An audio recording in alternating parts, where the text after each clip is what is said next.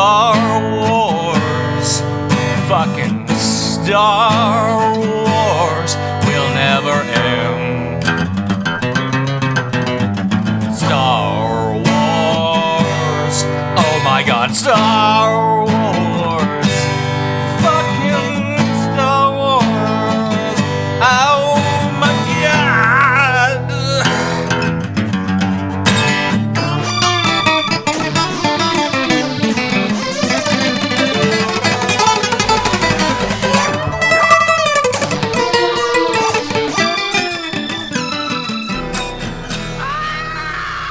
So I actually decided to brush my hair for this video. That's how you know it's going to be a good one. So a few months ago I joined a group called Against the Odds, which was started by Chrisiosity, a feminist YouTuber, and also my friend. The idea of this group was to work on men's issues intersectionally, which is to say anti-feminists and feminists and SJWs and anti-SJWs and unicorns and beta omegas and true alphas working together to try to help men on men's issues. The group has been a bit slow going in terms of getting content out there, but this is the major contribution that I want to make initially. Some men's rights activists I've talked to have taken issue with us calling ourselves a men's rights group. I guess that's already trademarked and it's kind of illegal to go that route for us because it's got too many feminazis in it. So I'll just call it a men's issues group. Against the Odds has a variety of different subjects in it. It's got veterans affairs issues, suicide, abuse. I was originally tapped to head the veterans affairs group and I was like, I have no experience with veteran affairs. I don't know what I'm doing. How could I possibly head that? So I bowed out of that, and then I think Chrisiosity took that over because she's some kind of Marine or something. I just made that up. But the subject that I'm really interested in talking about is depression and suicide, because I have some experience with depression.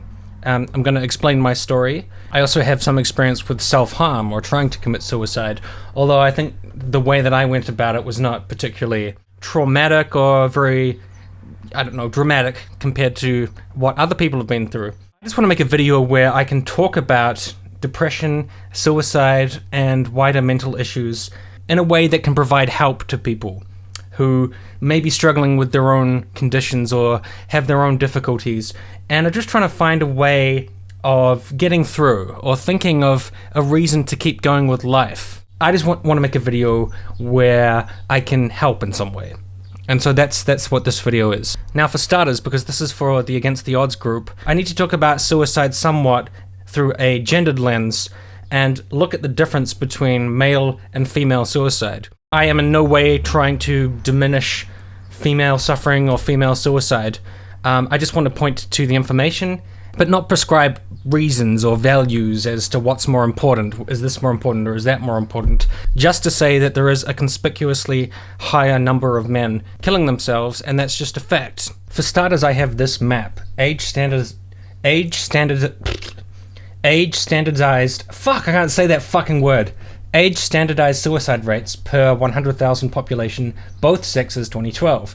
So this particular graphic is not gendered. This is just everyone. This is useful because it just shows us the countries in which people are committing suicide at the highest rates. We can see in Russia, it's very high. In East Asia, Japan, very high as well. Certain parts of Africa have an extremely high suicide rate. India and other areas around there. Eastern Europe. Next down on the rung, we've got America, Australia, other African places, Chile, Argentina, Congo, and Angola have high suicide rates.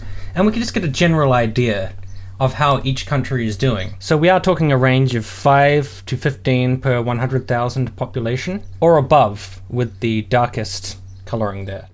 My own country, New Zealand, seems to be sort of in the middle of the pack, similar to, say, Brazil and Canada and the UK, whereas America's doing a little bit worse. The next statistics I have here are from suicide.org, and they talk about the international suicide statistics and also show gendered statistics.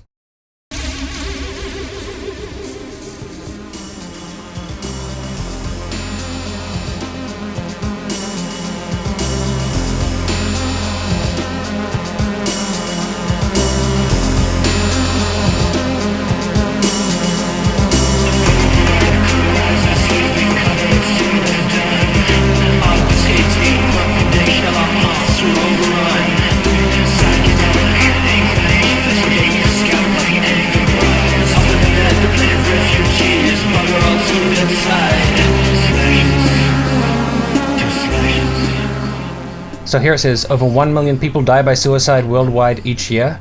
The global suicide rate is 16 per 100,000 population. On average, one person dies by suicide every 40 seconds somewhere in the world. 1.8% of worldwide deaths are suicides. Global suicide rates have increased 60% in the past 45 years, which is quite alarming. This map is laid out a little bit differently, but we can still see the difficult areas here. Australia and New Zealand not doing very well on this one. And then just below that, places like India, Norway, and America and Canada. So the country with the highest suicide rate is Lithuania. Males 70 per 100,000, females 14. So that's a massive difference there. About a 55 difference per 100,000. So we can see how massive the disparity is between male and female. Belarus, the second highest, 63.3 to 10.3. So there's a massive difference there. 50 difference there. Russia, 61.6, 10.7. Another very massive difference between male and female suicide. Kazakhstan, 51 male, 8.9 female. Hungary, 44.9 male, 12 female. Guyana, 42.5 male, 12.1 female. Slovenia, 37.9 male, 13.9 female. Latvia, 42.9 male, 8.5 female. Japan, 35.6 male, 12.8 female. South Korea, 32.5 male, 15 female. So there's a very consistent pattern here of a significant difference between male and female suicide rates. If I look at my own country of New Zealand, 19.8 male, 4.2 female, so a tremendous difference there. We do need to keep in mind the scale. We are talking per 100,000, so it's not as completely as alarming as it sounds, but it's still quite high. Now, my purpose of pointing that out is solely to say, I mean, obviously, there is something about males or men which makes them far more predisposed to committing suicide, and that is a major men's issue. It doesn't discount or discard or say that women's issues are any less serious.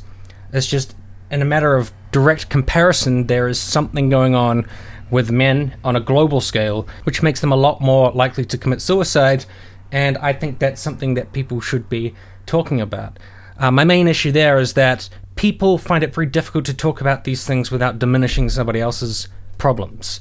Everyone's always talking about women. It's all about the women. Goddamn women. To me, that takes away from what your main focus should be, which should be looking at the male suicide rate for what it is, trying to figure it out. Maybe it's related in some ways to women, but I think it would be absurd to say that's the only reason. There's also ideas of masculinity in society and lots of complicated things that I don't want to get into in this video right now as to why that could be the case. So it's just something to think about. So now I would like to talk about my own history with depression. When I was a young kid, I was extremely gregarious. I was kind of annoying. I was extremely immature. I often got in trouble for things like throwing rocks at the girls. I spat in some girl's hair. I guess when I was a kid, I was a huge misogynist, and then I grew out of it. I don't know. One day I went to school. I think I was around 13, perhaps. And my friend bought some weed to school, to our high school. Gave me his bong, and then I took a big hit. And I was like, no, this is useless. Nothing happened. No, weed is no good. So I tried some more. I was like, pathetic. The very next day, went to school and tried his bong again. And I took a massive drag, and I was hit so powerfully by the weed that my legs buckled and I collapsed on the ground. And then I just remember waking up slightly later, not knowing how much time had passed. I was like, whoa, what happened? And they were like, Jesus Christ, bro. Took a massive fucking hit there. And then I was high as fuck. Over the next year or so, I spent every day being high at school. I mean, we used to get completely fucking smashed. But then sometime, at some point, for reasons that I'm not aware of and don't know why, I stopped enjoying it. And slowly, I started to get this kind of paranoia and fear. And I wouldn't be able to concentrate. My lips would always be way too dry and I'd be licking them. And I couldn't listen to people when I was confused, and I would get scared and anxious. Eventually, I started to get those feelings when I wasn't stoned. And then sometime around when I was 14 or something, I just had a complete breakdown. And my personality effectively just changed overnight. I stopped being fun-loving and, enjoying things and being happy. And I just went to being completely lethargic and miserable. And all I did was just lie around on the couch, completely unproductive, not do anything. I wouldn't want to get up. I'd see no reason to do anything, and I'd have to get forced out of bed in the morning and then sleepwalk off to school and fucking sit there like a lump of coal, feeling like trash all the time and just in extremely low mood. And eventually I had kind of a breakdown in front of my parents where I just started crying uncontrollably. I didn't know why. I didn't even know why I was crying. My parents were alarmed and sent me off to see a doctor person, and then I got diagnosed with depression. It's consistent and it's ongoing. And I don't know for sure if there was a link between that and smoking a fuckload of weed when my brain was just forming, but that could be the case. But anyways, I got on medication. I went from being completely lethargic every single day and just seeing no reason to do anything or just get off the couch to being in an alright state. Like, I was okay. I could maintain things. And I went through lots of different drugs. Went through like venlafaxine, citalopram, Prozac, suicide mass murder pills, like lots of different ones. The one that really worked for me was venlafaxine, which I was always on. But when I would stop taking it, I would start getting like this crazy dizziness and I couldn't look straight. And if I turned my head to the right, it would be like I was turning my head to the right twice. It would be like, this is really confusing me. And I would get those side effects after a day. So then eventually I was like, I'm kind of sick of taking this, so I'm just going to lay off this and stop taking it. So I went through all the dizziness and shit, and I just went straight back into that lethargic mode. Just fucking miserable all the goddamn time. Depression kind of came to define my early life in many ways. I felt like I was just trying to get through life without people seeing what a fucking miserable sad sack I was that couldn't deal with anything. I just wanted to lie around and just be sad. And I couldn't deal with life, you know. And it took me a long time to get through that. And despite struggling so much with depression and trying all of these different drugs and everything, and having people around me treat me so differently once they found out, like, oh, he's got depression, there's something wrong with him, and treating you like you're different, treating you from arm's length, like they can't really relate to you or talk to you because there's something strange about you. That's very difficult to deal with when you're growing up.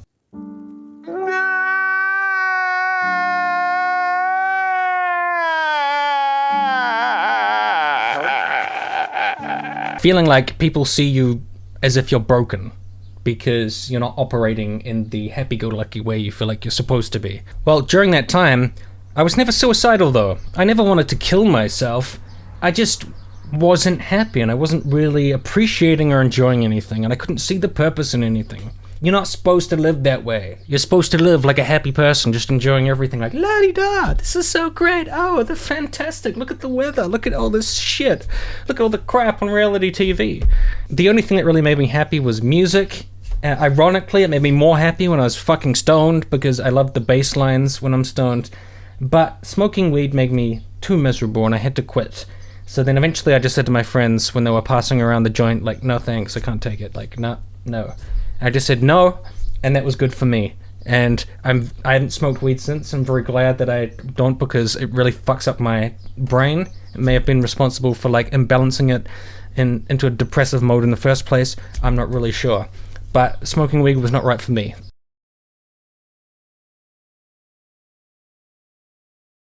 Throughout this whole period of my life, I never really flirted with suicide. Of course, I thought about it a lot. I thought, well, what if I just fucking stab myself right now? Or what if I hung myself? I wonder what people think about that. Ha ha ha. What if I slit my wrists and, you know, got into the bath and just bled out? Wouldn't that be fantastic?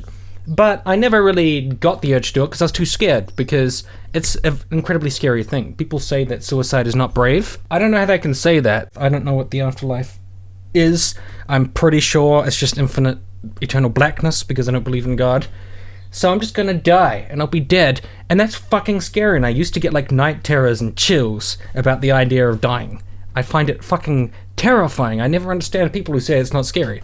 I think it's scary. So that always held me back from committing suicide. But that kind of changed after I moved to Japan with a partner, and we were living long distance, and she was the love of my life, and I was just obsessed with her, loved her in every possible way. But I started on new medication in Japan because they don't have the same medications as they have in New Zealand. I don't really think it worked for me, and I started to let my depression go out of control. So I would go like 5 hours to a house on the train, and when I got to a house, I would just lie on the bed looking miserable. She would like hold me and be like, what's wrong with you? Like, what can I do? And I'd just be like, you know. She would go out to like parties and do things, and I would just stay back in her apartment, just sitting there, like a miserable fucking sod. And I also kept playing games on my phone instead of talking to her. So she'd be talking and just be like, I'm just like playing the thing. She's like, are you listening? I'm like, yeah. But it's just, I felt like so sad inside, so deeply devoid of meaning or purpose. And I took it out on her a little bit because she didn't know how to handle that. She didn't know how to deal with it. And I wasn't giving her the information she needed. So eventually she was like, I want to break up with you. Like, I want to split up. Like, I can't take this anymore. I thought she was the love of my life, and I just like freaked out. And I went insane. But I didn't go insane at her, I went insane at myself. You loser, you failure, you fucking pathetic piece of shit. She was the love of your life, you pathetic fucking bum. And I just drank and drank and drank, and then I'd try to call her while I was drunk, and I just would be like, take me back, I'm fucking wasted. And she would say, never call me again, stop contacting me. And I went into just a death spiral, and then I just felt so suicidal. There was a period of about 2 weeks in which all I wanted to do was fucking die. And I had it planned. I knew what I wanted to do. But I'm not going to talk about how I planned it, because I can't just like give ideas to random people out there about how to kill themselves. It's not the purpose of this video. I was flirting with suicide for 2 weeks when I was like, there's no reason to keep going. I've lost the love of my life. I'll never meet anyone again. Fucking pathetic, and I can't do it. I came close to doing it. There was one night where I got all of my medication in one place. I got super drunk, and I took all of the medication at once, just like fistfuls of pills, and then I was just completely out of it, wandering around my apartment, and I opened up the drawer and pulled out a knife, and then started stabbing myself in the arm. But I was so fucking drunk and so wasted, I didn't notice that this was like the bluntest knife in the entire house. And when I woke up, my arm was just covered in bruises and scabs, and I was like, what the fuck happened? And then I looked at the knife, and then I tested it, and I was like, I tried to kill myself with this? Like, you could barely even cut butter with that thing. So I just had bruises all over my arm. It did make me think, I'm kind of lucky that I didn't pick up a sharp knife. That could have turned out a lot worse. I would have woken up with bloody gashes all over myself if I'd woken up at all. But instead I just woke up feeling kind of ill because I took all these pills. And the pills didn't really achieve anything, because I think it's extremely hard to kill yourself by taking lots of prescription medication, so that was stupid. So you can see that my attempts to commit suicide were very pathetic. It's probably good that they were, because I'm happy to be alive now, so I'm glad that I didn't achieve anything and I was too muppety to kill myself properly. So also studies showed that people are considerably more likely to commit suicide after a breakup. So it's not very surprising that, given my breakups was somewhat caused by my depression as well as my neglectful behavior at the time, it's no surprise that I got that suicidal in that period. But then after that 2-week period was over, I had to make a decision, and the decision I made was that I'm never going to commit suicide. I've decided categorically against it. I've thought about it in a very serious capacity, and I have to live. I have to be alive. Why? I don't fucking know. I don't know. So the reason I think that I need to be alive is because I enjoy music, and I enjoy books, and I enjoy arguing with douchebags on the internet who don't listen, and I enjoy making videos, and I enjoy mowing the fucking lawn, and I enjoy taking long baths, and I enjoy driving, and I enjoy watching movies, and I enjoy playing computer games, and a whole range of different things. And none of these can give me a purpose or a reason to be alive, but it's enough for me at this current point in time. Now, the reason that I've told my own story is just so that I can give some perspective to you about something other people might have gone through. But I am entirely aware that my story is not that intense. I've had a very privileged lifestyle and upbringing. My parents are very supportive and have always been together, so I'm not really facing that struggle. I went to decent schools. I live a good lifestyle. I haven't had any like big tragedies or financial difficulties. So other people's stories with depression are going to have these other obstacles and difficulties in them that I haven't had in my story. And that's why I gave my personal story, because I cannot speak for anybody else. I often hear a lot of talking points around suicide. For example, as I've already mentioned, that it's the most selfish thing and the most horrible thing that you can possibly do. I honestly think that's a misguided thing to say, because I know that the survivors feel that way. They feel like we were abandoned and we were left behind by that person. But I think you need to understand that when someone is in a suicidal state, they are not thinking clearly and rationally. I was not thinking in my suicidal state about all the good things in my life. All I could see was darkness and blackness and despair. I couldn't see any of the good things. And you have to get out of that mindset to be able to understand reasons as to why you should be alive. And that's very difficult to do. And for some people, they can't get through that. For example, my friend hung himself. He had depression. If he'd just had more time or perspective or a window to think about what he was doing, maybe he would still be here and maybe he wouldn't have done that. Or maybe not. Maybe he still would have done that. But maybe it was an accident and he didn't really mean to kill himself, but he accidentally succeeded. So there's all these kinds of variables. But I just want people to share their stories. And I know their stories are all going to be different than mine. I also hope that my depression doesn't come back and intensify and get worse in my life. And people don't just struggle with depression. They may well have some kind of Asperger's or autism or borderline personality disorder or any other range of things, which make dealing with the difficulties in their life so much harder and could make them potentially more likely to commit suicide. Not that I have any deep answers, just that I think it's something that people should talk about more. It's not something that I feel people talk about enough online, just sharing their experiences. So whoever you are listening to this video, I hope you're safe. I hope you have support and ways of getting through the things that you find tough. You're not the only person that has to deal with this kind of stuff, and that's actually a good thing because you're not a freak, you're not strange, you're not unusual. It's just human to have weaknesses or things that you can't get through or deal with. So just to round up this video, I was given a few resources by, of all people, an anti-feminist person who I've talked to a bit. His name is Brad the Impaler. I don't know why the hell he's called that. He provided me with some links of places that can help people who have depression. First, he gave me crisischat.org. So this is mainly in the United States, where there's a chat network who can provide online emotional support. If you click on the chat button here, I haven't tried it yet. Click on the chat now and then you can talk to somebody. mentalhealthamerica.net, finding support groups. This just gives you some advice. And it has a big list of support groups here. Everything from Alcoholics Anonymous to Anxiety and Depression Association to Gamblers Anonymous, etc. crisistextline.org. This is cool. Counselors can actually text with you anything that's on your mind or anything you're having difficulty with. And the last one I found was unsuicide.wikispaces.com, which has lots of international services and groups.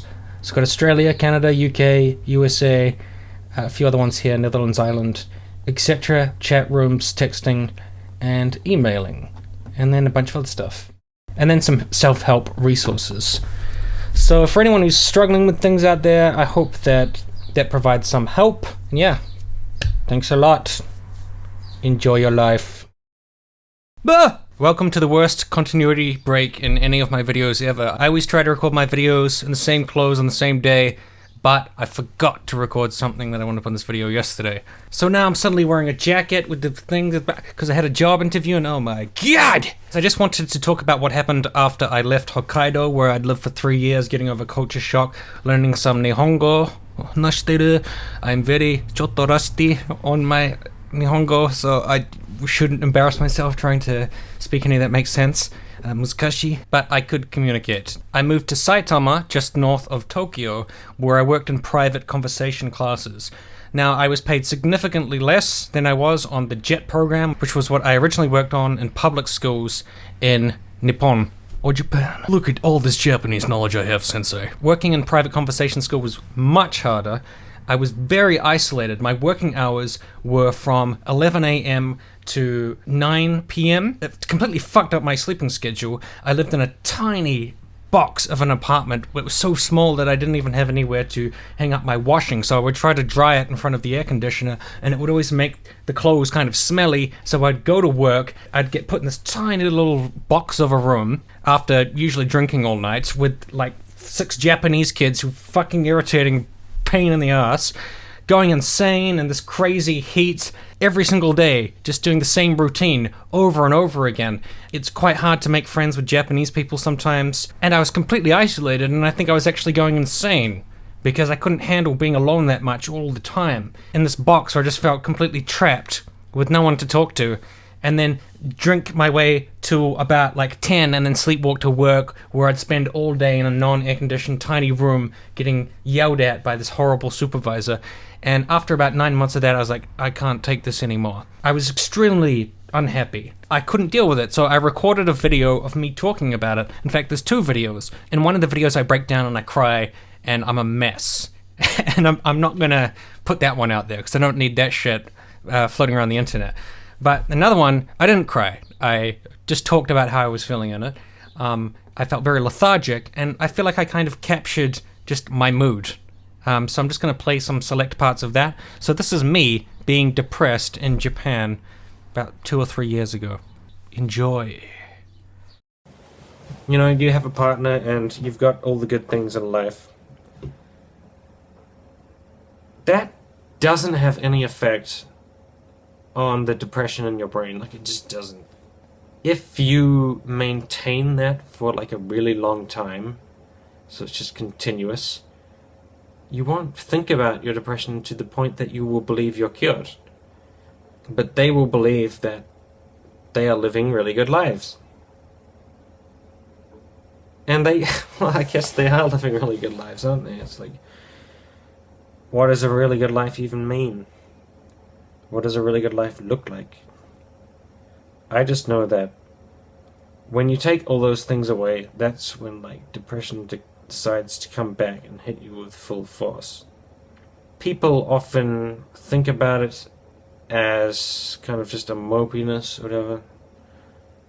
And it kind of is, in a sense. Like, you get very mopey and you mope around and people don't like the way you seem. They worry about you. Oh, he's worried about that person who has depression. Oh no. You know, I'm really worried about this person. And they'll be like, I'm really worried too. And then no one will do anything because people don't really do that very often. And if they do, like, okay, that person gets their life back on track. But what does that mean? Now I'm just rambling.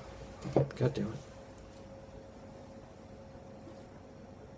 But it doesn't necessarily mean anything. See, now I'm getting all sarcastic and shit because I'm like, I couldn't achieve what I was trying to achieve. That means I have to be like, nya, nya, nya.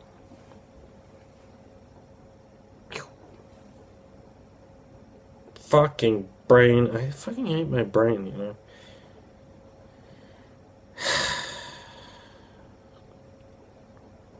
I'm confused about why I'm doing all the things I'm doing, only to discover that I fucking die. I'm confused about it. I'm kind of like wondering, like, why is that happening? But I think people see it as weird, thinking about things like this. God. I can't describe how frustrating it is to want to talk about what you want to talk about and then finding you can't do it. It fucking sucks, man. It's bad. I just wish I wasn't me, and I think the main reason I wish I wasn't me is because I have these thoughts about death, and I think the best life lived is the one where you don't think about shit like this. I mean, my thoughts are always disconnected. It's like there's something in my brain that's just like, that thought's gone.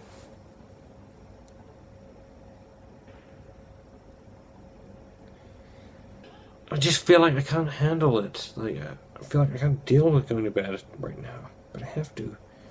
My bed's just right in there. I just feel too bad to go to bed. That's something I want to do. Fuck. Maybe like someone could watch this and be, oh, I'm so worried about people watching it, obviously, and understand how I'm feeling, and that could have an impact on them. I don't know.